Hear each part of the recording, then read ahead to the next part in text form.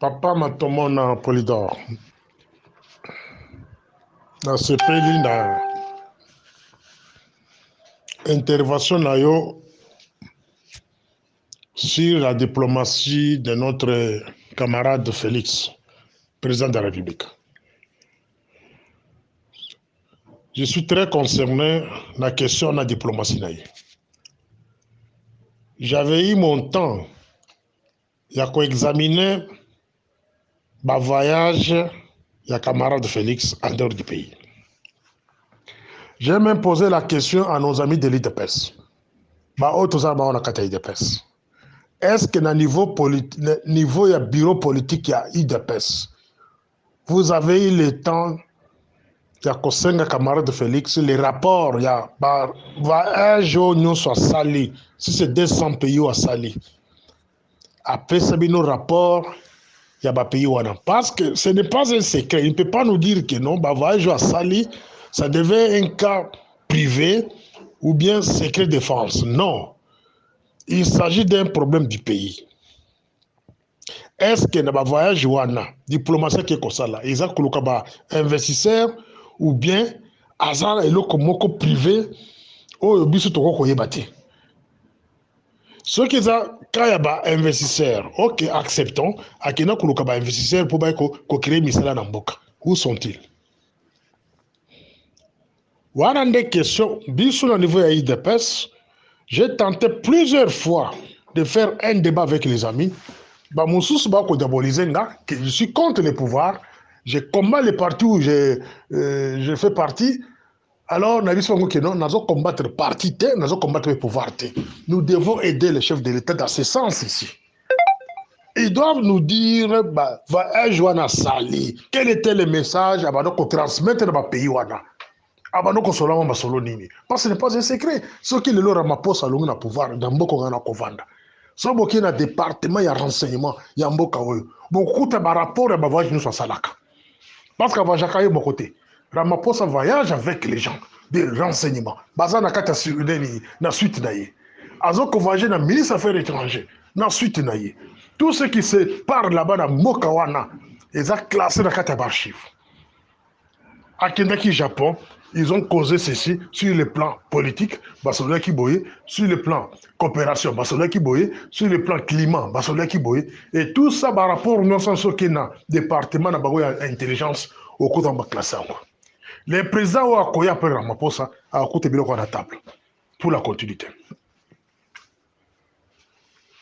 J'ai posé la question à mes amis qui sont avec moi dans l'IDPS. Rapport à Félix Ezali Wapi ya bavajo asali pour que tout traité en musiko tout compiler voyage où nous soit sali tout compiler en goto iba pays ni nizaki favorable au Congo. Natikela cause réponse. Voici ce qu'est interprétation nanga. Quand j'ai pas d'interprétation, je ne confirme rien. Interprétation des places à la intelligence en montre. Je trouve que les Américains, la diplomatie n'a pas utilisé Félix. La lobby est interprétation. Parce qu'il y a des inconscients qui vont dire que non, Azoko qui est chef de l'État. Au risque même de m'envoyer devant les juges. Ici, j'interprète. Azoko interpréter Boy. Selon Nga, dans le voyage où nous sommes Félix à le monde entier, il partait expliquer ce qui va arriver au Congo. Donc, le monde entier est déjà au courant que le Congo sera divisé. Donc, il faudrait maintenant les chefs de l'État en fonction. Il y a un quoi qui est de pays nous soignons. Par exemple, là, en Afrique du Sud, il a expliqué que non, désormais le Congo sera divisé en 4 morceaux. Partie ouest, et vous allez donner par exemple les Chinois, les Asiatiques. Partie sud, et vous allez donner par exemple les Africains. Partie est, et vous allez les Américains et les Européens. Centre, et vous allez les Matoussous. Voilà. Ça, c'est un exemple que je donne dans le cadre de l'interprétation. Pourquoi j'ai fait cette interprétation? Parce que quand tu fais l'interprétation, il faut maintenant critiquer. Je trouve que la plupart des pays, sous mon Congo, parce que il y a un mot comme Kozambok a expliqué que le Mboka vous allez diviser. La preuve, baza kokata bato mitu na est pays, baza kopasula basi babomo, baza kokunda bato mibimba. Aucun pays d'Afrique a tiré l'accès joanati. Aucun pays d'Europe a tiré l'accès joanati. Allez-y comprendre, la complicité vient d'où et pas de Bissomoko. Botala na RTNC, batotala RTNC, batotala télé 50. Est-ce que bosi bomona balakisi cadavre ta moko ya bato est? Mais dans mboka on a couvent d'Afrique du Sud. Ceux qui babomi muto ata moko mibale. Ba chaîne nyonso kolakisa image wana. Ba chaîne nyonso kolakisa image wana batona bakufi. Mais pourquoi chez nous au Congo, chaîne nationale d'abord, ils ont collecté image en été. Les gouvernements n'arrivent pas à organiser l'idée nationale. Cela montre que nous, na ba réunion ba kokota. Na ba décideurs ya monde, ba occidentaux, ba ibisaka bango que non, même si on tue 1000 personnes, 2000 par jour, pas question d'idée nationale. Pas question d'idée nationale. Pas question de diffuser les messages à la radio ou à la télé. Montrer les images en question. Veillez à ce que, même dans les réseaux sociaux, mouton a balancé les images de tout fait dans l'Est. Mouton ne faut pas la meiller. Ils appellent un groupe. Na éviter, le groupe sur WhatsApp, quand vous balancez les images de tout fait, au moins vous blâmer. Oh non, non, non, non, non, Nungula Yango, Nungula Yango. Voilà. Mais ceux qui sont en Ukraine ou bien en Russie, ils ont bon côté. Les gens meurent là-bas parce que partager les images.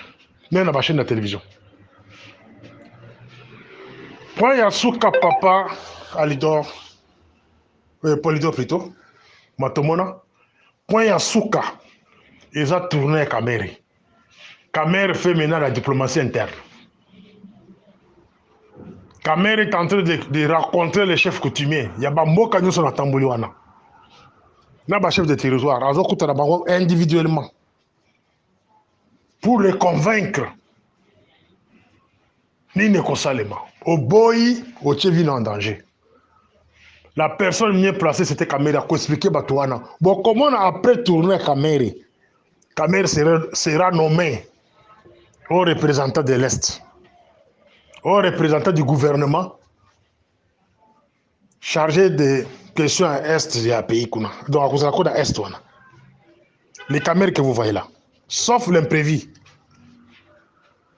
La herbe a nommé au représentant du gouvernement à Est. Bon, comment on a notaire non si à Est on a besoin de parce qu'il a déjà prouvé ça. A prouvé en gros va tourner autour de ça là. Tout le monde sera derrière lui. C'est ça ce que nous appelons la balkanisation intelligente. Il y aura la zone tampon, autre zone neutre. Et puis, il y aura la nomination des hauts représentants. Pour retenir date, on a copié ce message. Le 23 septembre. Retenez la date d'aujourd'hui. Il y aura un haut représentant de l'Est. C'est quand même en question. Sauf l'imprévu. Et puis, il y aura la zone tampon. D'abord, ils vont commencer par retrait. Il y a des militaires. Il y a M23. Ça, c'est faire semblant pour faire ça se faire. Que Fachi a sali diplomatie, retirer les militaires. Alors, quels sont beaucoup de naïs?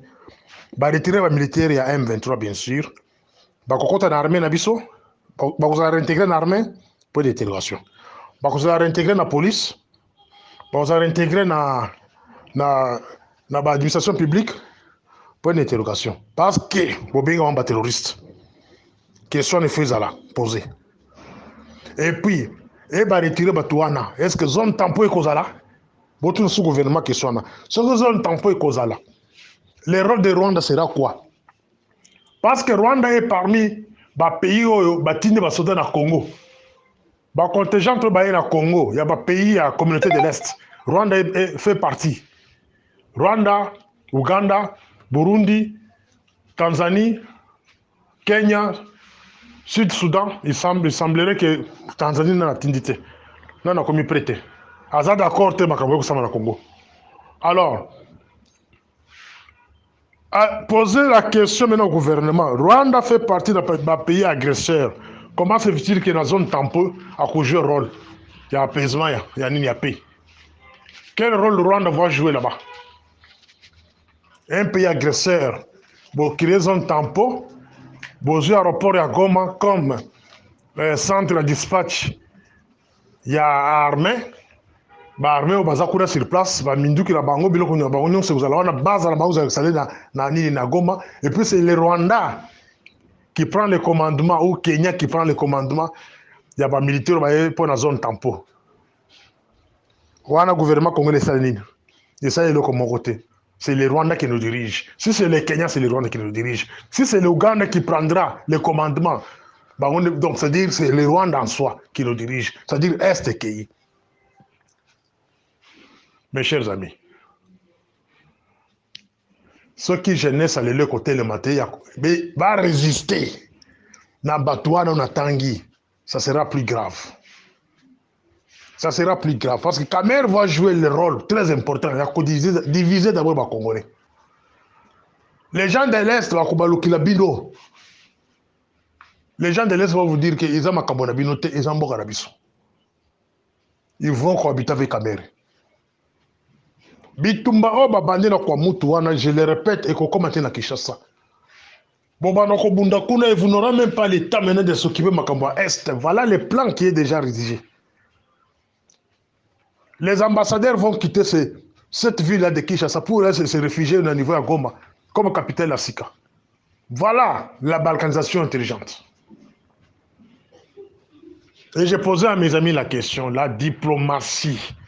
Bon, la diplomatie. Oh, tu sais que d'Akutalena Macron. Et puis, intellectuel que je connaissais, le Morning Star. Apprécier quand même les discours de ton frère. Moi, écoutez, la façon de voir des choses, les endémons na binoté. Macron, pays naïe France, fait partie de ma pays où il y a la il y a balkanisation au Congo. Maintenant, vous allez me demander que Macron a raconté Tshisekedi Kagame. Vous êtes dans quel monde? C'est pitoyable. Morning Star. Oui, les amis du groupe Soyons Sérieux, ça c'est le deuxième audio. C'est toujours dans le même ordre d'idée. Le message dans tout Koloba. Il y a Elo qu'on a une photo ça là pour le moment. Pour le Congo et s'en sortir. Vous remarquez que depuis que cette guerre a commencé, on les a observations dans la. Depuis que cette guerre a commencé, les gouvernements n'abisso. Bozo mona ki azoko se déranger te mais yakobenga les alliés ba ko salisaye. Na lolenge ndeko Laurent Désiré Kabila batakaka biso par RCD Goma toujours même groupe wana ya bato AFDEL bengana bango na 98 bakena ko sala bango lingoma ba bengi RCD Goma ce sont toujours même gens du Rwanda et Uganda na MLC. Ba créer mangomba wana pour que Kabila père à s'en sortir à salaka recours na ba pays to bengi le pays de SADC. A bengi sa ba Mozambicain, a bengi sa ke ba Namibien, a bengi sa ba Zimbabwéen, ba Sud-Africain, etc. pour na ba ko sala contrepoids contre les Tutsis, les Nolotiques regroupés na Katia RCD Goma contre le Congo à l'époque. Bon, on a que bitumwana et que naka musika te parce que batouana bazaki na mboka, les pays de SADC. Mais nous nous posons des questions aujourd'hui. Moi, cette question, je vais poser tout droit au ministre de la Défense aujourd'hui. Plan na yo à sécurité zanini, M. Gilbert Hourega, Kabanda. Plan na yo à sécurité ya armée et zanini. Pourquoi ne pas penser il y a inviter les pays de SADC, les militaires à pays de SADC, pour ça le contrepoids de la rébellion tout ça dans l'Est au Congo. Et vous allez vite comprendre que parce qu'ils ont la faveur dans la Félix s'est fait entourer de nélotiques rwandais, bateau Bagrissa Kibiso, lobby en 1996 sous l'AFDEL, bateau Bagrissa Biso en 1998 sous RCD Goma na MLC, des bateaux entouré Félix. Le ministre de la Défense actuel, Azaki na RCD Goma, Azaki na AFDEL, Akima Zonga Congo, Azonga Rwanda. Et après, Ayoko Zonga, forme ya nani ne Sen City quand on a na négociation Sen City de bazonga bangonyos.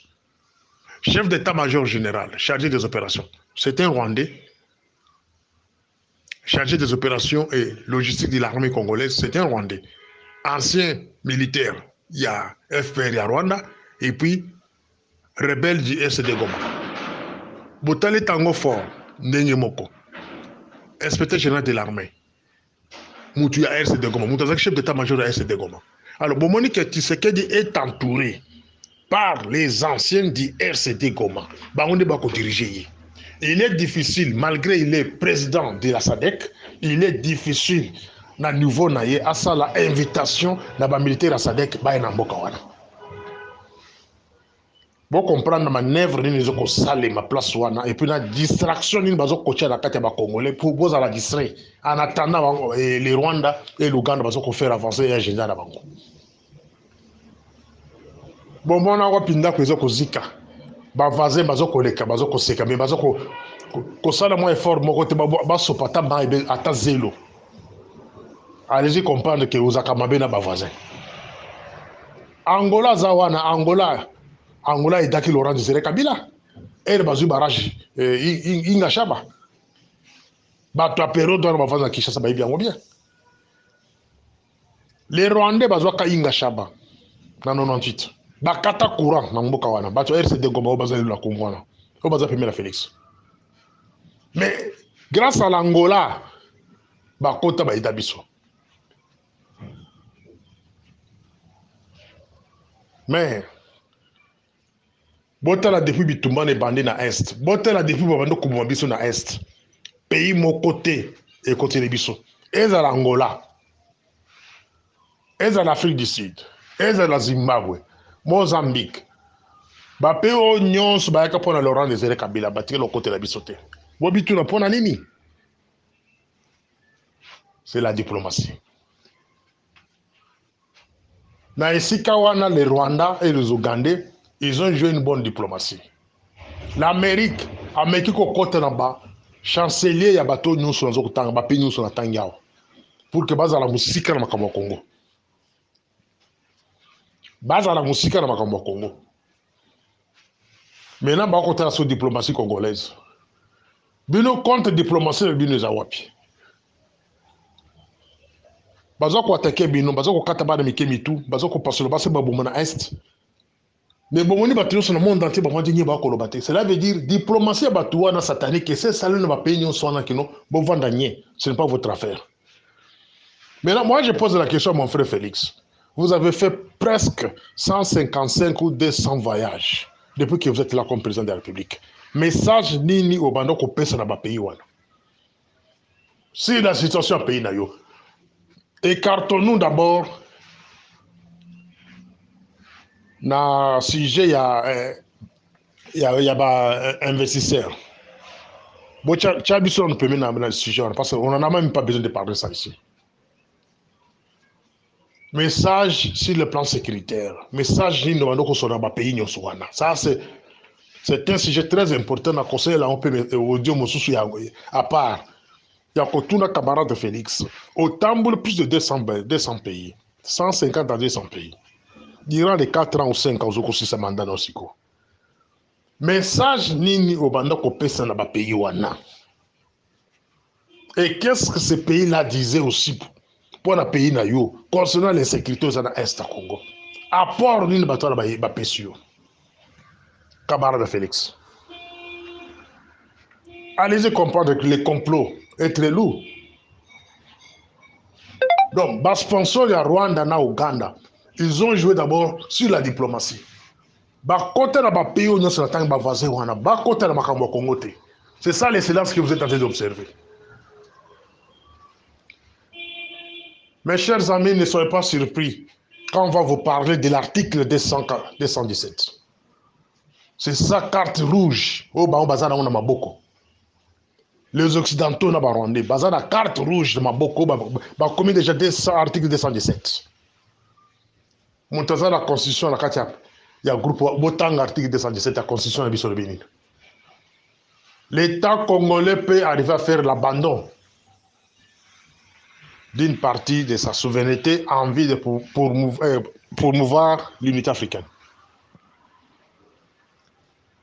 Donc, dans l'État autocommis, ne soyez pas surpris de ce que Yassali, conférence de presse, a dit que non, tu as abandonné côté Wana. Tu n'as jamais continué à Kokufa, aussi longtemps que Bandegrabi sur Rwanda, Ouganda, Bazar la place à Kovanda. Ou bien, conflit Wana et Bomisi va te belé, non, tu as abandonné parti Wana.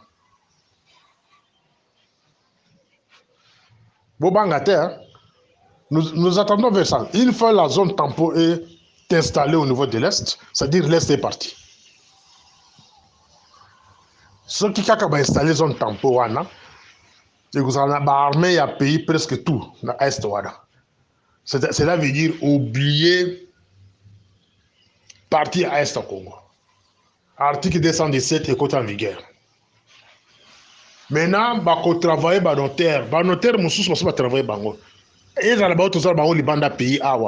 Parce que corrompre bango. Parce que bambongo parce que bazui. Et bien parce que bisumi babandako ba côté boy. Ba changer ba vie pour que côté on est kende. Ba convaincre bandeko na bango batika na mabele. Bandima que le pays soit dirigé par les étrangers que le gouvernement congolais. Ça ce sont les enquêtes autour de ça là. Na tozo comment on appelle. Pour l'est du pays, oublié. Franchement, Bobo Sanango. Boza sous la makoki à Kobundate.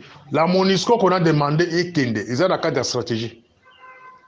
La MONUSCO est arrivée au Congo avec la bénédiction des États-Unis d'Amérique. La MONUSCO est arrivée au Congo avec la bénédiction de l'IDPS. IDPS Moutoua Senga. L'accord de Lusaka. Que la MONUSCO y a. Et aujourd'hui, l'IDPS est au pouvoir. Et la MONUSCO est tenté de partir, c'est-à-dire Azok Kende, avec la quitus de l'IDPS. Aujourd'hui, l'IDPS accepte que dans le pays de la communauté de l'Est, donc AFDEL, au Bayaka na AFDEL en 96, Bayaka na Congo pour sécuriser l'Est. Allez-y comprendre, qu'est-ce qui va se passer? Dans mon coup, c'est Est qui Bobo Sanayango. Maintenant, je vais vous parler sur le conflit à Kwamutu. Le conflit de Kwamutu est en double sens. Ce qui est commis à Kinshasa, conflit wana, parce que commis à Kinshasa, ce qui est commis à Kinshasa, automatiquement capitale à Congo. Et Kolonga Kinshasa qui est dans l'Est à Congo. C'est là où la prophétie de Félix, où Alobaka qui a promis à Goma que non, na koya ko vanda na bino awa. Dossier à suivre. C'était mon histoire.